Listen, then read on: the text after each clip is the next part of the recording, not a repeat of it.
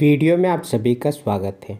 आज के वीडियो में हम एक ऐसे कंपनी के बारे में देखेंगे जो इंडिया का लार्जेस्ट इलेक्ट्रिक पावर ट्रांसमिशन करता है। जहां डीआईएस का होल्डिंग डबल हो गया है इस क्वार्टर में, वहां एफआईएस की भी होल्डिंग 1% से ज़्यादा इंक्रीज़ हुआ है। कंपनी के कई सेक्टार्स हैं, पावर ट्रांसमिशन, कंसल्टेंसी, टेलीकॉम और ईवी चार्जिंग इंफ्रास्ट्रक्चर भी डेवलप कर रहा है। तो सारे काम के बारे में देखेंगे, उनका रेवेन्यू ब्रेकअप्स भी देखेंगे, फंडामेंटल्स देखेंगे, कंपनी का डिमांड समझने की कोशिश करेंगे, क्या आगे भी इनका डिमांड रहेगा या नहीं रहेगा। तो चलिए सारी चीज़ें हम एक के बाद एक देखेंगे। उससे पहले आप सभी से रिक्वेस्ट होगी कि चैनल नया है तो सब्सक्राइब कीजिएगा, अपने दोस्तों के साथ शेयर कीजिएगा। तो जैसे कि आप देख सकते हो, India's largest electric power transmission करने वाली कंपनी है। The company move large block of power from the central generating agencies and area that have surplus power to load center within and across region. Company is under the administrative control of Ministry of Power, government of India, एक government company है। चलिए तो आगे बढ़ते हैं। The company play a vital role in the development of power sector, owning 85% of interstate transmission network and carrying 45% of power generated in India। तो आप मान सकते हो एक तरह से मोनोपोली एंजॉय कर रहा है पावर सेक्टर में कंपनी। आगे देखते हैं EV charging infrastructure development company के बारे में देखते हैं। Company is promoting e mobility by adopting electric vehicles for its own use by installing fast EV charging station across country. Company खुद भी इलेक्ट्रिक व्हीकल्स यूज़ कर रही है और उसे बढ़ावा देने के लिए ईवी का इंफ्रास्ट्रक्चर डेवलपमेंट कर रही है, जो कि ईवी चार्जिंग स्टेशंस बना रही है company. During the year the company set up to 11 EV fast charging station. इस ईयर में कंपनी ने 11 ईवी फास्ट चार्जिंग स्टेशंस बनाया है। Now power grid is operating 16 public EV charging station. तो अभी तक कंपनी कुल 16 पब्लिक ईवी चार्जिंग स्टेशंस को मेंटेन कर रही है, जो कि दिल्ली, गुरुग्राम, हैदराबाद, अहमदाबाद, बेंगलुरु, कोची एंड कोरिकोड। चलिए तो आगे बढ़ते हैं। Additional 24 public EV charging station पे कंपनी काम कर रही है, जो कि दिल्ली, बेंगलुरु, मैसूर एंड शिलोंग में है। आगे देखिए, power grid is developing 11 EV charging station in Shillong under faster adaptation and manufacturing of hybrid electric vehicles. अब समझ सकते हो कंपनी का किस तरह फोकस है ईवी की ओर, कहाँ कितना EV charging stations company develop कर रही है, टोटली दिया गया है। आगे आप देखिए, discussions are in progress with various municipal corporation to develop more. और भी कंपनी चार्जिंग स्टेशन लगाना चाहती है, हर जगह एक्सपैंड करना चाहती है, उसके लिए भी कंपनी बात कर रही है। चलिए तो आगे बढ़ते हुए इनका रेवेन्यू ब्रेकअप्स देख लेते हैं, कहाँ से कितना रेवेन्यू आता है कंपनी को। ट्रांसमिशन चार्जेस से 89% रेवेन्यू आता है, कंपनी का यही मेन काम है। कंसल्टेंसी से 1.2%, टेलीकॉम सेक्टर से 1.8% और बाकी दूसरे काम से कंपनी को 7% रेवेन्यू आता है। ट्रांसमिशन में आप देखिए इनके वैल्यू दिया गया है, कितना ट्रांसमिशन लाइन कंपनी ने डेवलप कर चुका है, जो कि 1,72,192 किलोमीटर्स ट्रांसमिशन लाइन डेवलपमेंट हुआ है। 264 सबस्टेशंस है, 99% सिस्टम अवेलेबिलिटी है, 4,69,607 ट्रांसमिशन कैपेसिटी है कंपनी का। तो आइए इनके कंसल्टेंसी के बारे में देख लेते हैं, जो कि 150 डोमेस्टिक क्लाइंट्स है कंपनी के पास।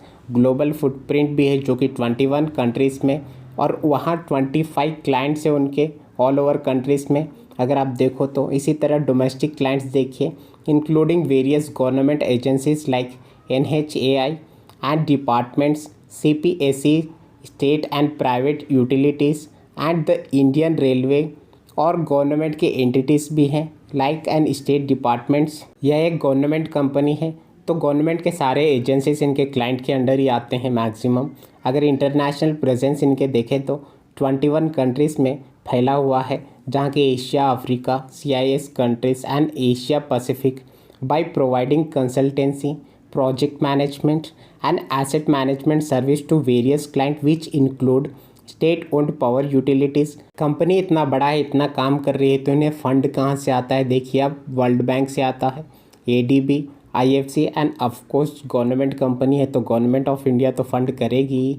चलिए तो आगे हम टेलीकॉम सेक्टर से देख लेते हैं कंपनी क्या करता है।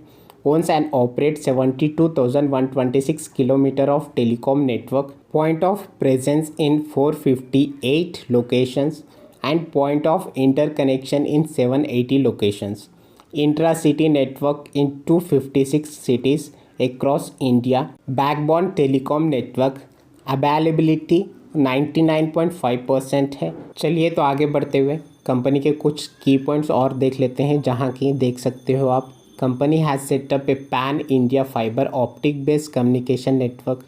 और देखिए यहाँ telecom services to various customer, जहाँ की इंक्लूडिंग कौन कौन से हैं देखिए।